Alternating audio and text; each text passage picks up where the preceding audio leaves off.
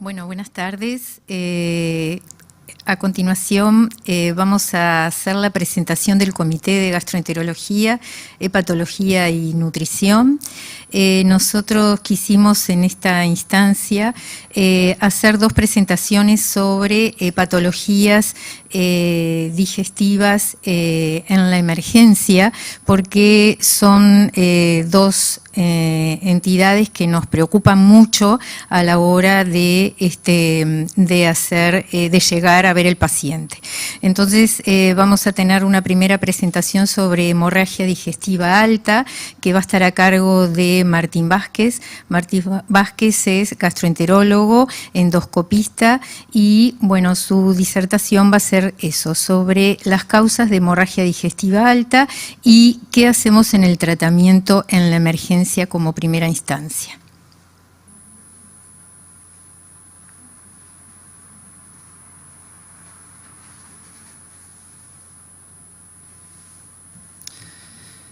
Bueno, buenas tardes. Quería agradecer la invitación a participar en este congreso y bueno, como les dijo la doctora Tanzi, yo voy a hablar de hemorragia digestiva alta, de las recomendaciones para la evaluación inicial y el manejo en la emergencia. Declaro que no tengo conflictos de interés para dar esta charla. Definir brevemente que el sangrado digestivo alto se entiende aquel que es proximal al ángulo de Treitz, que es la unión entre el duodeno y el inicio del yeyuno, y que por lo tanto el sangrado va a provenir del estómago, del esófago, del estómago o del duodeno. Es una patología relativamente rara en la infancia, que en algunas publicaciones tienen una incidencia de 1 a 2 casos cada 10.000 niños por año, y que el sangrado digestivo alto corresponde al 20% de los sangrados digestivos, siendo mucho más comunes los sangrados digestivos bajos. La severidad se trata de patologías potencialmente graves, dependiendo de la causa, y pueden corresponder en algunos trabajos hasta el 6,4% de las admisiones a CTI, y tiene una mortalidad a nivel mundial de entre el 5 y el 15%. Brevemente recordar también las formas de presentación. La hemorragia digestiva alta puede presentarse con hematemesis, con la expulsión de sangre a través de la boca, que esta puede ser roja cuando el sangrado es activo y más profuso, o de sangre oscura, como borra de café, como muestra la imagen, en sangrados que son de menor cuantía y que tienen más tiempo en contacto con el ácido gástrico, y también puede manifestarse con melenas, recordar que el sangrado, cuando es muy importante, puede favorecer el peristaltismo intestinal, estimular el peristaltismo intestinal y entonces tener sangre roja por el ano. Tanto las melenas como la hematoquesia junto a la hematemesis dan mayor severidad y hablan de mayor cuantía del sangrado. A su vez, tenemos que considerar y definir lo que se considera un sangrado mayor o significativo, que es aquel sangrado que se acompaña de inestabilidad hemodinámica, de descenso de la hemoglobina de más de 2 gramos por decilitro, necesidad de transfusión de glóbulos rojos, en el paciente que desarrolla fallo multiorgánico, que necesita cirugía o que fallece. Y es entonces que frente a un paciente en la emergencia debemos tener una anamnesis dirigida a valorar la orientación, a tener una orientación etiológica para tomar las primeras conductas en la emergencia. Y tenemos entonces que primero que nada diferenciar lo que puede ser causas que semejen una hemorragia digestiva, como la ingesta de colorantes o alimentos como la remolacha, y también diferenciarlo de la ingesta de sangre proveniente de patología otorrinolaringológica como de epístasis, ¿verdad? Una vez descartado eso o alejado eso, debemos plantearnos las etiologías y se diferencian en 2 grandes grupos, lo que es la etiología varicial, proveniente entonces de sangrado de varices esofágicas o gástricas, o no varicial. Y entonces, para orientarnos en esto, recordar que la hemorragia digestiva alta de causa varicial se presenta habitualmente con hematemesis significativa, con la definición que vimos, y que puede ser causada por 2 grandes grupos de patologías, lo que son la hipertensión portal prehepática, el cavernoma de la porta, que puede acompañarse o puede ser sospechado frente a niños con antecedentes perinatales de prematurez, de cateterismo umbilical, y que presentan esplenomegalia, plaquetopenia y hiperesplenismo, pero que tienen un funcional hepático normal.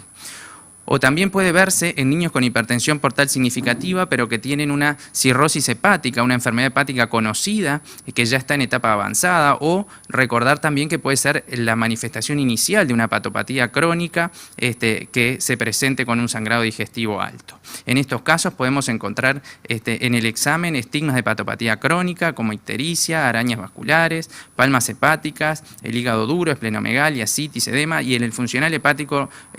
habitualmente va a estar alterado y puede tener también plaquetopenia por hiperesplenismo. En cuanto a las causas y al grupo más, un grupo más amplio es el de sangrado no varicial, tener en cuenta que se puede presentar con sangrado significativo o con sangrados más leves, y frente al sangrado significativo pensar en la patología de úlcera gástrica o duodenal en niños que se acompañan con dolor abdominal, epigástrico o dispepsia o tienen antecedentes de tener Helicobacter pylori. Y que otros sangrados más leves pueden ser debidos a gastropatía o gastritis erosiva en niños que tienen ingesta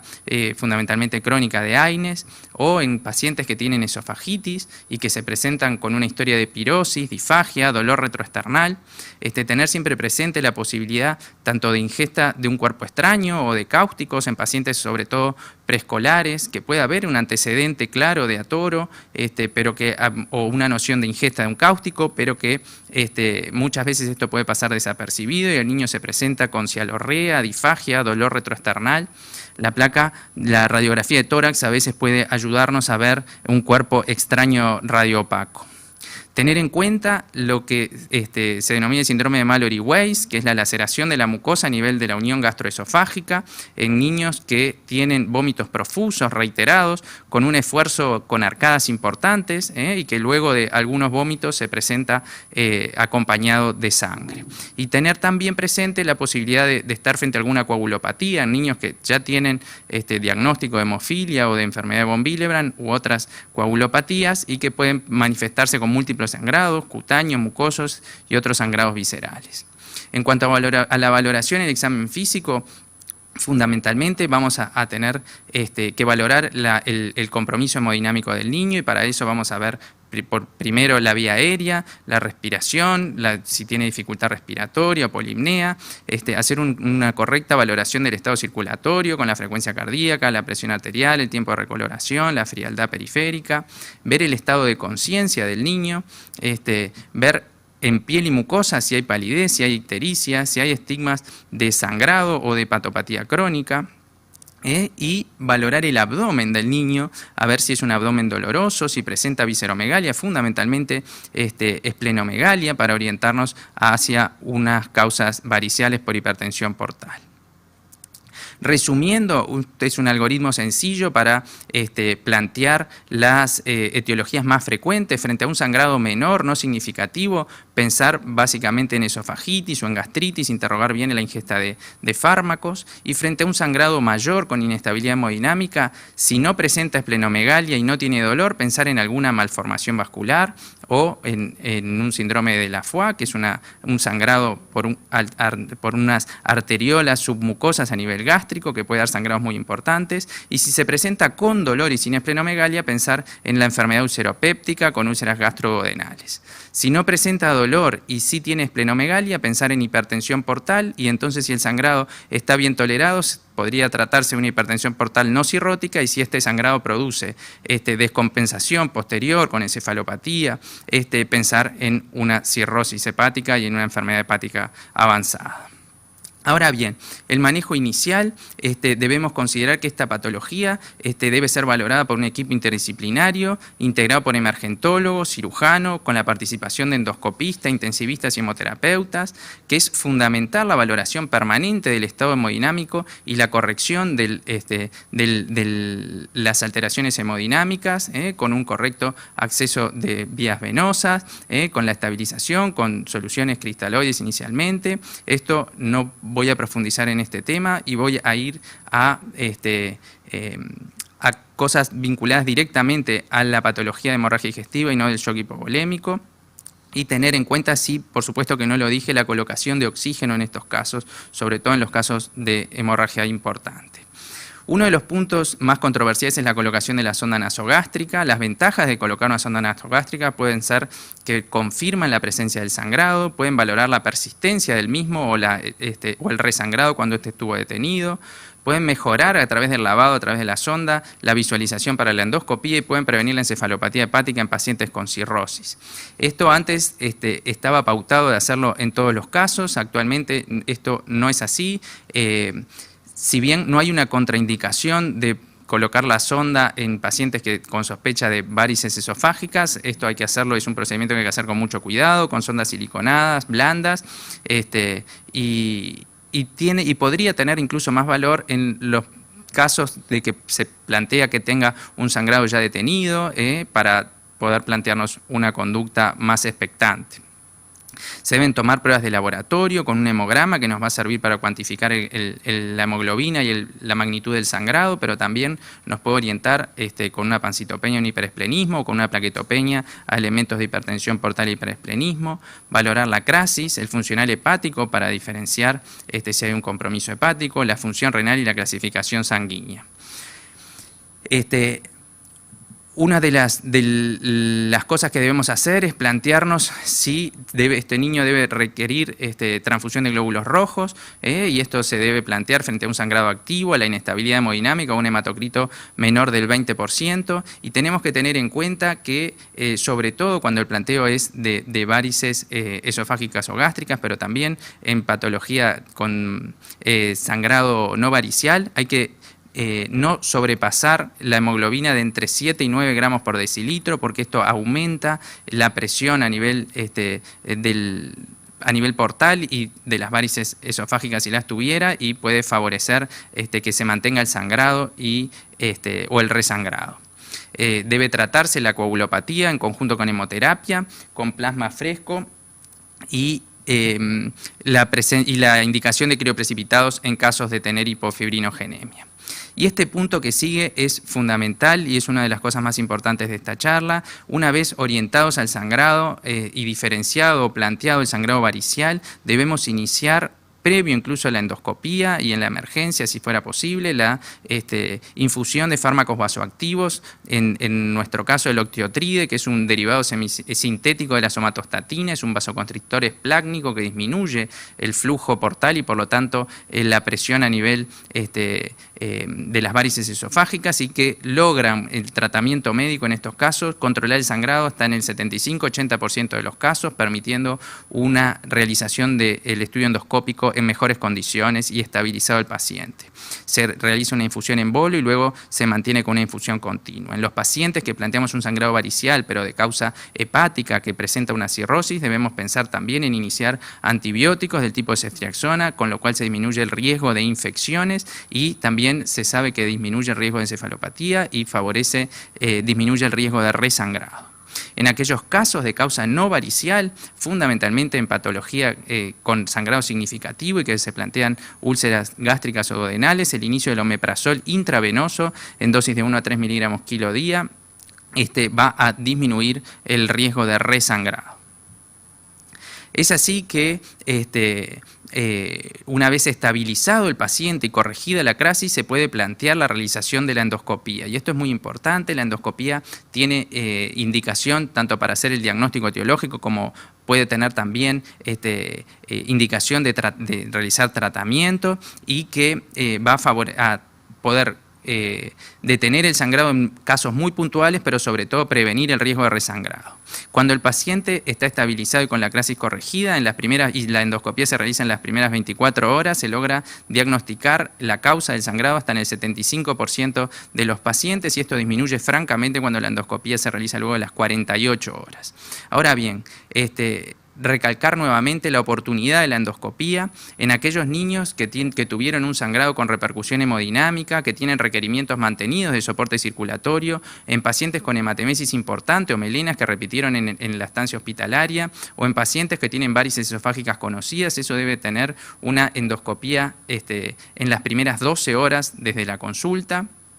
Y en aquellos pacientes que presentan sangrados que requieren transfusión de glóbulos rojos por una hemoglobina menor de 8 o una caída de más de 2 gramos por decilitro,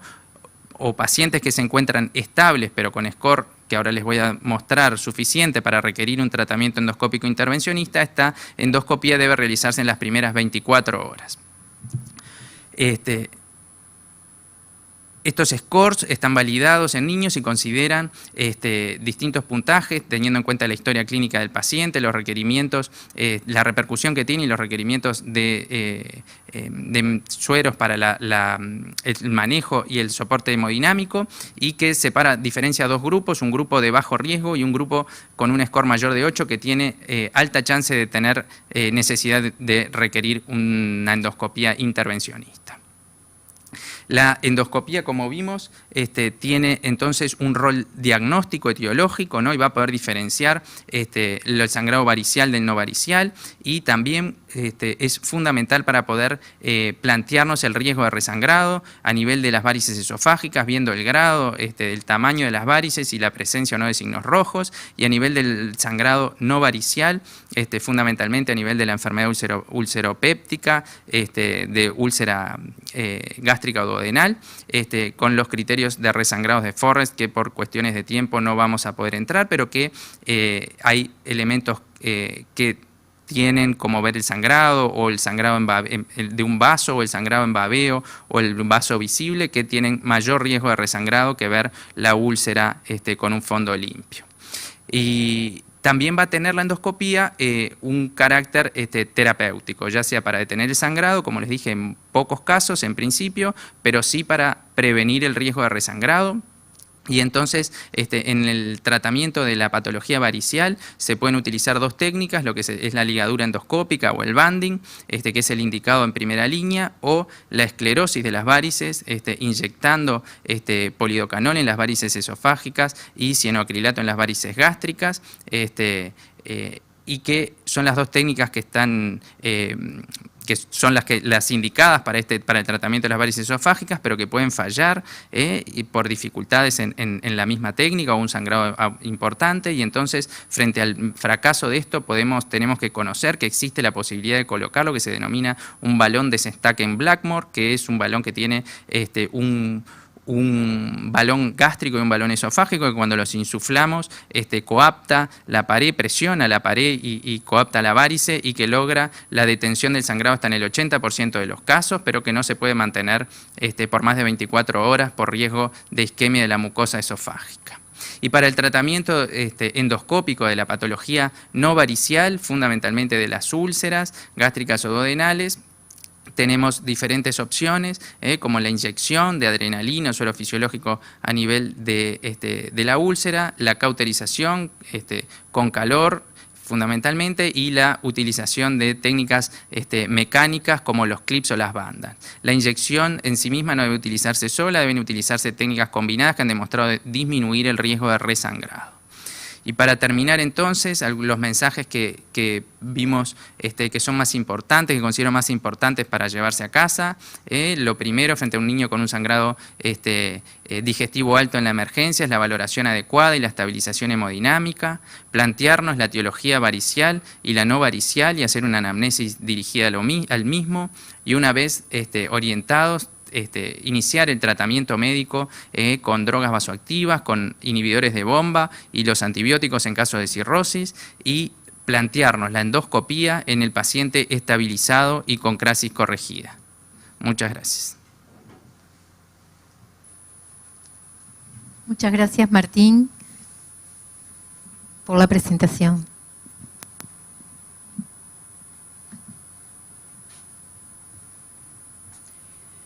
Bueno, buenas tardes. Para seguir con el programa que se propuso el Comité de Gastroenterología, el otro tema que vamos a abordar es ingesta de cáustico, cuál es el manejo inicial, que lo va a estar dando la doctora María Rita de Guaele, que es gastroenteróloga pediátrica y que pertenece a nuestro servicio de gastroenterología, hepatología y nutrición en el Hospital Pereira Rosell. Gracias. Buenas tardes. Como dijeron, vamos a hablar de la ingesta de cáustico, proponiendo pautas para el manejo inicial. No tengo conflicto de intereses. La ingesta de cáustico continúa siendo un problema de salud pública, sobre todo en los países en desarrollo. teniendo que destacar la función que tenemos como pediatras de la prevención en cada consulta de los padres y cuidadores sobre utilizar los productos en envases originales, teniendo ahí la etiqueta y la concentración, nunca usarlo en botellas de bebida, utilizar envases, si es posible, con tapa resistente a la apertura fácil de los niños, fuera del alcance de los niños y bajo llave, si es posible, porque ellos llegan a todos lados, y promover en las casas el uso de sustancias con concentración menor a 2%, o sea, no de uso industrial.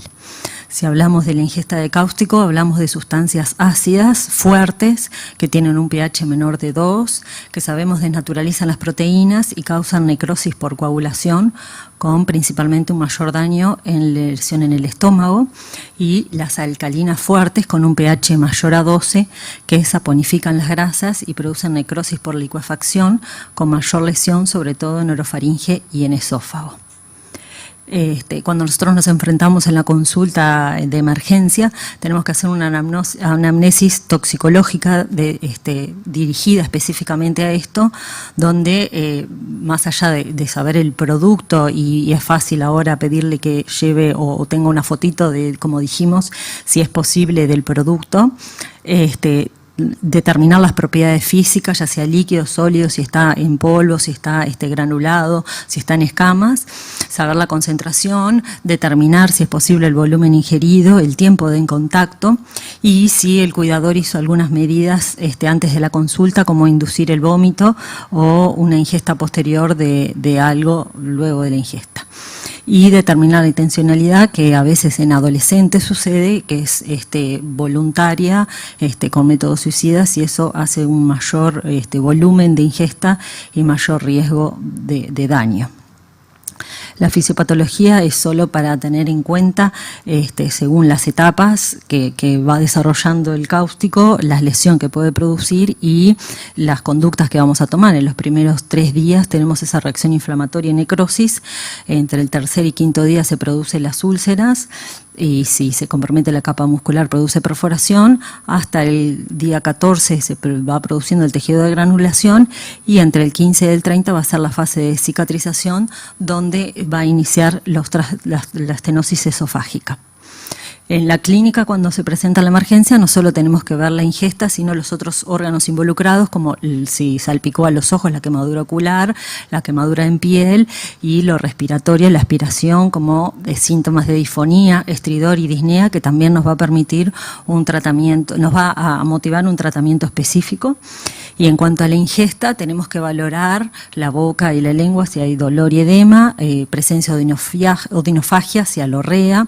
vómitos, hematemesis, el dolor retroesternal y dolor abdominal, y posteriormente si hay síntomas sugestivos de mediastinitis o de peritonitis. Entonces, en la emergencia lo primero que tenemos que tener claro es qué no hacer. No inducir el vómito, como hablamos, y tal vez también es útil, por ejemplo, en la emergencia, si el papá llama a una emergencia móvil, que ya se le pueda dar estas indicaciones de que no inducir el vómito, ni que le dé ningún alimento o agente neutralizante. En la emergencia no está indicado colocar sonda nasogástrica, también por el riesgo de perforación y por la lesión que se está constituyendo, y no está indicado realizar lavado gástrico. En el tratamiento inicial, cuando recibimos al niño, siempre ver las medidas generales, como dijimos, de su estado general, si requiere alguna reposición, si tiene síntomas, dijimos, de aspiración, síntomas respiratorios. Y clásicamente todo niño que llegaba con el antecedente de una ingesta de cáustico, se le iniciaba el tratamiento con corticoides y antibióticos. Esto ahora no está indicado hasta la evaluación endoscópica, porque la pauta de tratamiento va a ser según la lesión que encontremos. Entonces esperemos primero eso. Las endoscopías está indicada hacérsela entre las 12 y las 24 horas, que va a ser el momento a partir de las 12 horas que vamos a poder encontrar las lesiones constituidas, antes no, y después de las 24 a 48 horas tenemos más riesgo de perforación. Nosotros en la endoscopía utilizamos la clasificación de Zagar para ver qué tipo de clasificación tenemos, y nos dará la pauta de tratamiento y nos dará también la pauta del pronóstico del niño,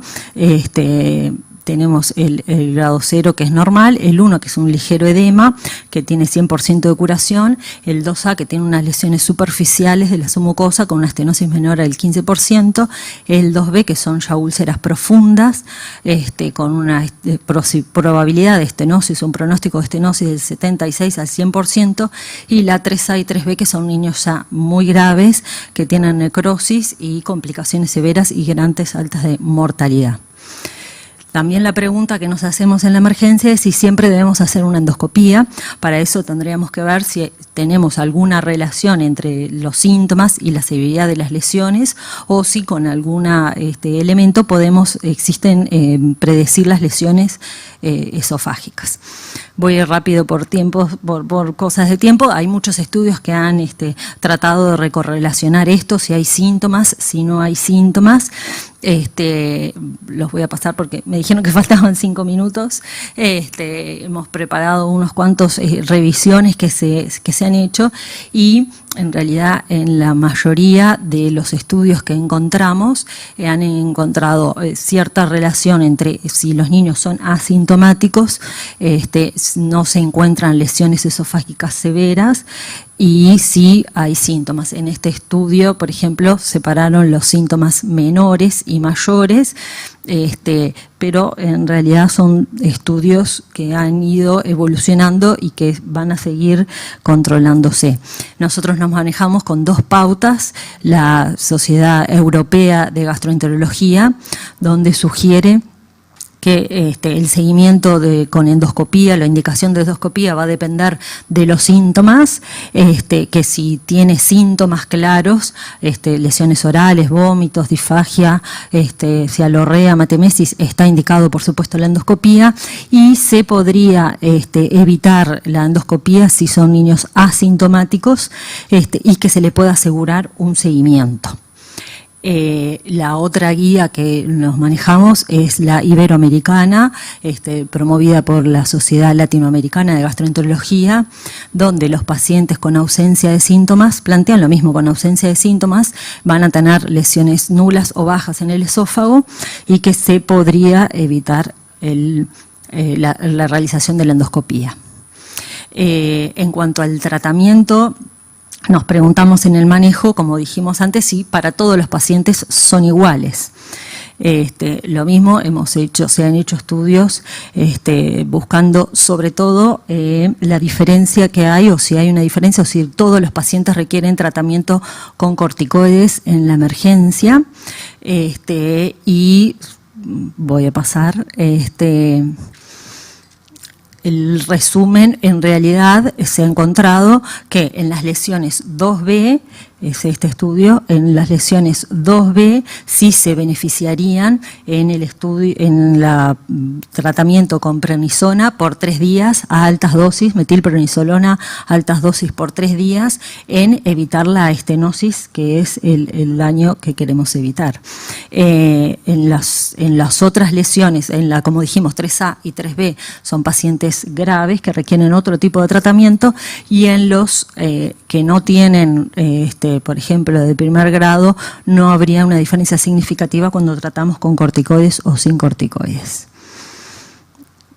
Lo mismo dice las pautas, las guías de la Sociedad Europea y de la Sociedad Iberoamericana de América Latina, de tratar por 3 días con metilprednisolona intravenoso a los niños que tienen lesión grado 2B.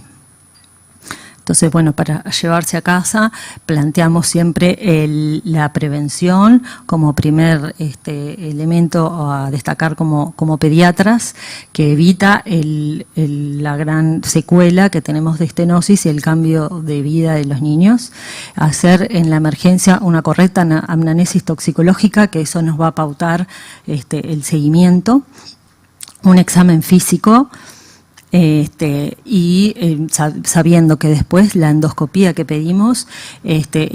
esencial para valorar el grado de lesión y poder permitir la conducta posterior y el seguimiento. Solo se puede evitarla si hay dudas en la ingesta del cáustico, o sea que no sabemos realmente si el niño tomó o no y es un niño asintomático, el otro es si la ingesta es involuntaria y también el niño está sintomático, pero tenemos condiciones que son importantes de cumplir, que se debe asegurar la observación hospitalaria de este niño por 6 a 12 horas, que en esas horas es probable probar tolerancia, valorar y valorar si aparecen síntomas o no. Tenemos que asegurar un seguimiento a los 7 a los 20 días de esta ingesta, y eso es muy importante. Todos trabajamos en diferentes lugares donde tendremos diferentes vinculación con el paciente, con el pediatra, con la policlínica donde ese niño se atiende, y eso es muy importante. Si no lo podemos seguir, no podemos hacer este plan, y entonces asegurar la comprensión de los padres de los síntomas por los que debe consultar. Y eso también nos limita y nos parece importante que siempre en la puerta, en la emergencia, el pediatra pueda consultar con el endoscopista de guardia y valorar la situación del niño, no solo para pedirnos la endoscopía, sino para ver estas conductas y poder hacer el seguimiento en conjunto de estos niños, que es a largo plazo, como vimos, a los 7 y a los 20 días, poder tener una comunicación con el niño. Y bueno, en el tratamiento, como dijimos, si no hay una lesión, es el alta. Si la lesión es 1 o 2A, se prueba tolerancia a la vía oral, se da IVP, que también está en discusión y no quise entrar en eso, y el alta. En la 2B sí está indicado, como dijimos, 3 días de corticoides IVP, y en la 3A y 3B está indicado seguro los antibióticos por esta perforación y estas lesiones, y los corticoides que están en discusión. Gracias.